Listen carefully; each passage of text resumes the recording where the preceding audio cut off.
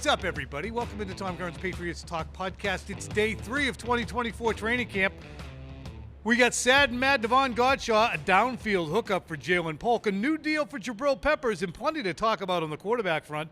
We start, though, with this quote from Drake Maye, Patriots head coach, talking about his offense's progress. I know a lot of times, everyone wants to see everyone get better every day, but remember, it's just not a straight shot to being a good football team. It's a process, which we have been preaching for a long time. One thing I will say is, and this has been, historically, the defense will always be ahead of the offense.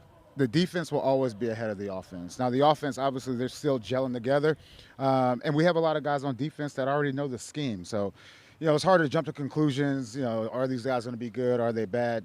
I don't know, and I don't think you guys know either. I don't even think, the coaches out there know. But one thing I will say is about competition, and it's about getting better each and every day, not only on the field but also off the field. Hey, it's Tom Curran alongside Phil Perry. We're in our post-lunch torpor. That's a word that I know, and I'm going to have to Google it and make sure I'm correct. It means sleepy. We're lacking in enthusiasm. Massive brain you've got there. And never heard that word we've before. both had or seen it. 2 Chick-fil-A lunch sandwiches, and we're both a little sleepy. So I'm going to bring extra energy. Question 1, and I'm going to read my phone. Look, Gerard, maybe people are shifting restlessly about the scrutiny and the universal panning that we engaged in that you really ought not to be if you're the coaching staff. Just head down and earmuffs. Phil? I don't really think it's even been that bad yet. I mean, we're out here to watch practice and then talk about practice right after. So if it doesn't look good, we're going to say it doesn't look good. It doesn't mean we think everybody stinks and everybody will remain stinky. That's not what we're saying.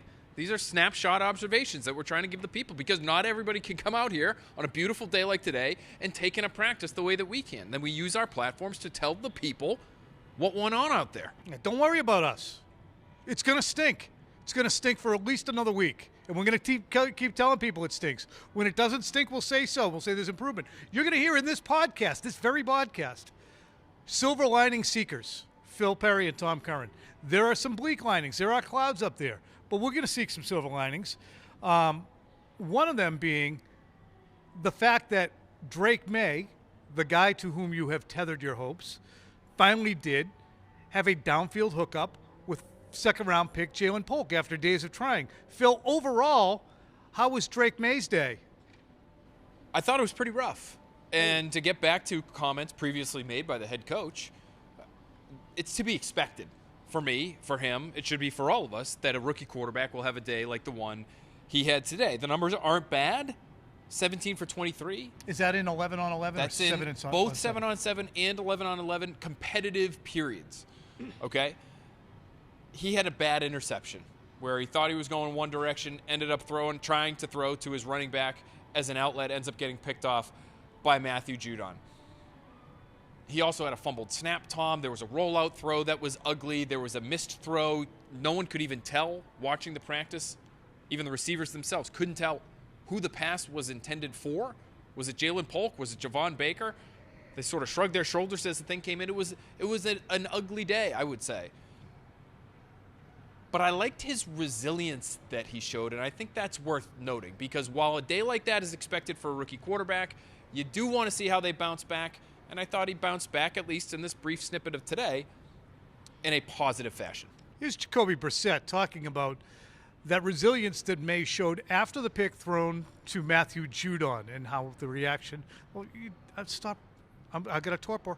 I mean, like a professional. I mean, today, he throws a pick. The next play, he throws a completion. Those are like the learning curves and the I guess the NFL moments that you need out here. And that's what I told him. Like, man, that's the game right there. That was your game today, and you went out there and won the day. And yet, he was 17 for 23. So 17 of his attempts found humans, not ground or other humans on the other side. Sure. So there's plenty to look at from the rookie quarterback who came here in April, and people said, bad footwork, not that accurate.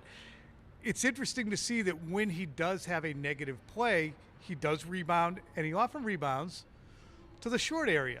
He has been an accurate short area passer, which is, if you watched North Carolina last year, first of all, it didn't look like he liked to throw short, or the offense didn't. And when he did, it wasn't pretty. Today, He does rely on it as a check down, take a profit. All that said, why is he stink throwing to his left? It did seem like his misses, his weird throws. I have a lot of question mark types of throws in my notes today.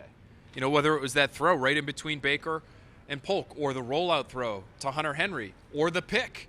They are all going left. Is he Zoolander? I don't think he's Zoolander. He's a good athlete. He has the ability to throw on the move and is he Bob Cousy? Off platform in a variety of different directions. That's not fair. Bob Cousy could use his left hand. I didn't watch it, but I'm too young. It was before my time. You got YouTube. I'm sure he could. That's neither here nor there, Tom. Let's not talk about that right now. That man just earned himself another championship ring. I saw in the news recently. He's an absolute maverick and a renegade of his time, but the game's changed. And it has changed, too, because now people embrace the idea that a quarterback can throw sidearm like Dan Quisenberry or Kent DeCulvey, people whose names you don't know. Again, yep. And, it's like and be embraced. Might as well have said torpor there. I would say this. I think the footwork stuff that people worried about, I think that did show up today. There were moments where, even though he's hitting on a lot of these passes, 17 for 23, that's a good percentage. And a lot of those short throws were made. There were moments, though, and I know you saw these too, and the pick was one of them, where he has committed to making a throw. And his whole body is aligned properly to make said throw. And then he decides he doesn't want to make the throw. And now his feet are sort of stuck in the ground, and he might have to get rid of that thing pretty quickly soon after pumping and holding on to the ball. And it's a full pump. It's a Tiger Woods stop your swing situation. He has made a decision at the last millisecond to hold on to it, to grip it a little bit harder and not actually let it rip. And then you'd see him in that same almost stance trying to throw across his body or out to the sideline. And that's where things, I think, can get squirrely for him. So this will be interesting to see how he rebounds in a couple of days and if he can clean that stuff up and reset, right? So pump that throw and then reset the feet if you have the time to do it. And right now, as we speak, I'm sure Alex Van Pelt, Ben McAdoo, T.C. McCartney, Jacoby Brissett, Joe Milton, and even Bailey Zappi are going, ha, that was a horrible rep. Look what you did. You almost dislocated your entire arm. Don't do that again. That's what these practices are for. Laughs. They want laughs out there. Meanwhile, the offensive line, no laughing matter for the past several years, keeps spinning the dial. What was our personnel looking like out there? It was all sorts of jumbled up today. So the initial offensive line with Jacoby Brissett, we'll consider this the top group of the day, was Chuks Okorafor, not at left tackle, but at right tackle. First time we've seen him there this training camp. Micah Wenu at right guard, no surprise. David Andrews at center, Sidney So at left guard. And then it was Caden Wallace as the top left tackle of the day. You also had Calvin Anderson mixing in at times. You had Tyrone Wheatley mixing in at times at tackle. So they were Vidarian? All over the map. Vidarian Lowe was out there as well. Vidarian Lowe I had at right tackle with Jacoby Brissett at one point in the camp, with Calvin Anderson at left tackle, and that top interior group remaining consistent. So it feels like they're settled through 3 training camp practices, settled on Andrews at center, Owenu at right guard, So at left guard. But the tackle spots, Tom, both of them now. We thought Okorafor was kind of settled at left tackle, and they were just going to see how it looked. Today, that wasn't the case. Maybe it's a build the reps, build the depth situation. Both sides. That's definitely got to be what it is, but is that a good thing if you're trying to get 5 guys working together and figuring each other out, getting some chemistry, and changing things as frequently as they're changing them? Well, especially in the wake of yesterday with more free rushers and broken plays. And I did ask Jacoby Brissett about that today. What's the percentage of plays that you're looking at and saying, I was good. It's the way we're looking to have it. Didn't really get a direct answer, and I don't want to be Bogart in the entire interview, so I didn't follow up and try and ask it better. But I would say they're probably around 28%, where they're like after a play going, that's the way it's supposed to look. That's how it was supposed to go. Which it should be improving. But again, I'm going to say this every day. Alex Van Pelt, Drake Maye, Jacoby Brissett, Ben McAdoo, T.C. McCartney, everybody else on the offense drew the short straw. If they think that they're being unfairly maligned or pilloried for ineffectiveness, sorry, but it's the 4 years preceding that brought us to this point. Really, the 4.5 years from 2019 on, the midway point when this offense and team was 8-0, the offense has been rebooting and inefficient. Since the friggin' Wind game in Buffalo, the offense has outright sucked. So people are impatient to see returns. And this is the difficult part of being in the position that Jerod Mayo, Alex Van Pelt, Drake Maye are in right now, is that they are performing in front of groups of people, media included, but fans especially, who understand what good football looks like. It's not the case in a lot of areas of the country where the football has been bad and remains bad, but it's been so bad for so long that people don't really have much to compare it to locally. Here, we understand what it should look like. I think you and I both do. We've seen a lot of good stuff on these practice fields behind Gillette Stadium for a long period of time, and when we don't, it's not saying it's not ever going to get better or it's not ever going to be good. But when it's not good, we have to call it like we see it. I have an analogy. You know how when a plane hits turbulence, they say, look at the flight attendant.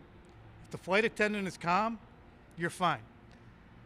The flight attendant here, in this case, would be an Alex Van Pelt, a Jerod Mayo.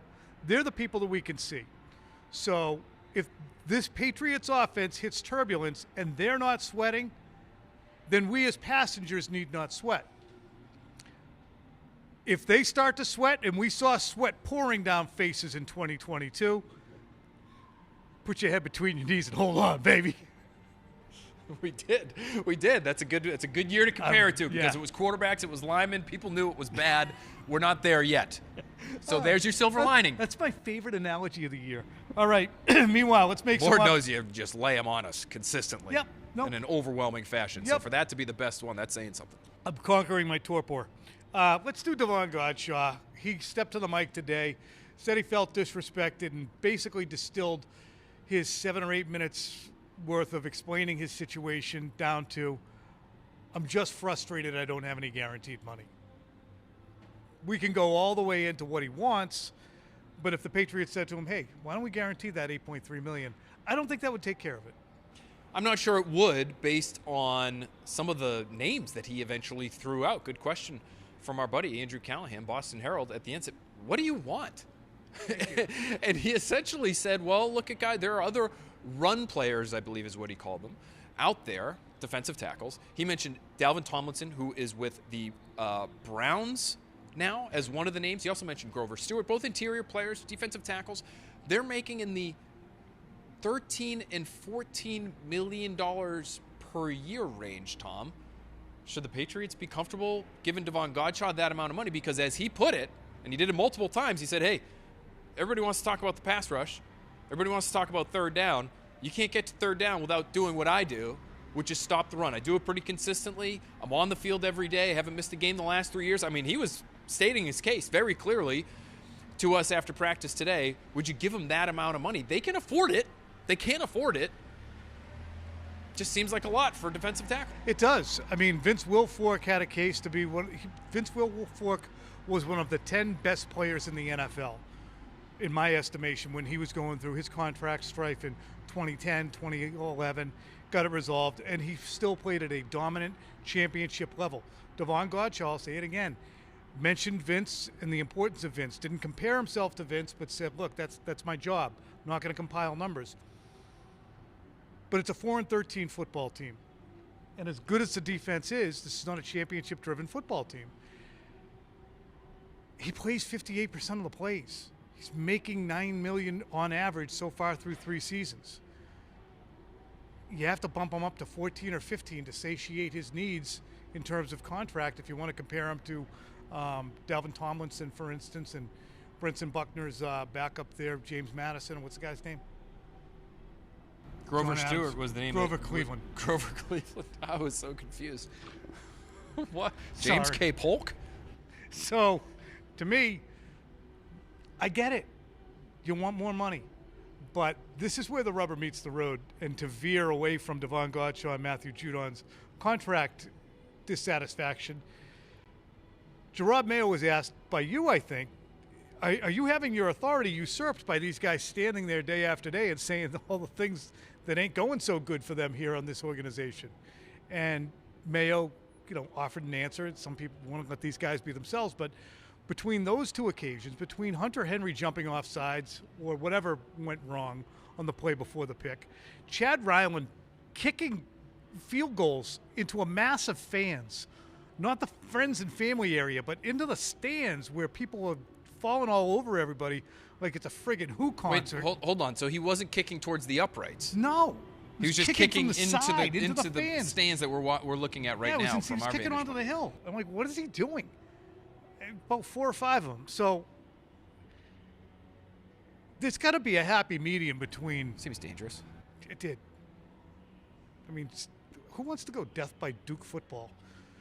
From Chad Ryland. Right. I mean, Adam Vinatieri, that'd be one thing. I mean, Joe Sly, if you see him next to the picture, Joe Sly, Slay's fan, looks like a guy who could do it. He's a tough-looking little guy. But Chad Ryland looks a little elfin. Be that as it may, there's a point at which they're not going to say on their own, maybe we should start to rein this back in. I wonder if there's a point in which the team says, okay, you had your say, good, let's get back, bottle some of this stuff up, and we're going to do laps. And Chad, don't kick it at the babies anymore. Yeah, Gerard really didn't seem like, Tom, he was all that concerned about whether it was Matthew Judon's contractual complaints or Davon Godchaux's contractual complaints seeping into other corners of the locker room. He didn't even seem bothered that, they might even be at the microphone at some point and saying things that, for example, he brought it up. He said, I'm sure someday somebody's going to come to the microphone and say, I hate Coach Mayo.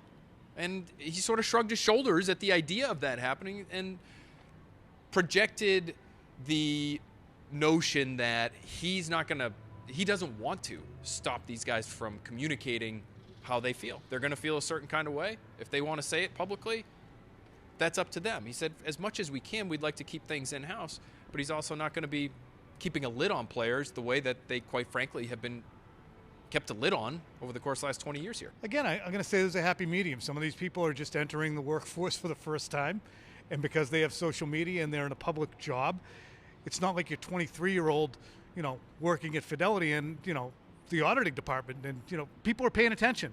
And if you go off half-cocked or say whatever you want all the time, there is a professional atmosphere that needs to be put forward. And I think that at some point, Mayo has probably already tried to emphasize that, but can't be a free-for-all. Yeah, you do. Or it looks like friggin' chaos. I mean, you do want at some point, especially your veteran players, to show some selflessness. I think in any team sports, you want to get to the very foundational level of it. In team sports, you need people to be selfless in order to have success as a group. Now, does that extend to the negotiating table when it comes contract time? And they would say, hey, I am being selfless. I made my point, and I'm on the field every Sure. day. So, and that's a very good point, counterpoint. But I guess move on from that, but it's worth monitoring because the needle has been pinned from autocratic Bill Belichick dictatorial situation to it's an open society right now. Free and open society. Somewhere the needle has to find its weight. Any other camp observations? Javon Baker impressed you? Javon Baker for the second day in a row. I just think he's got some physical gifts, Tom, and it's not going to be too long before we start to see him, in my opinion, take some reps with maybe Jacoby Brissett, more reps with Drake Maye. We've already seen him get a few. But he shows burst after the catch. I see speed with him. I see hands.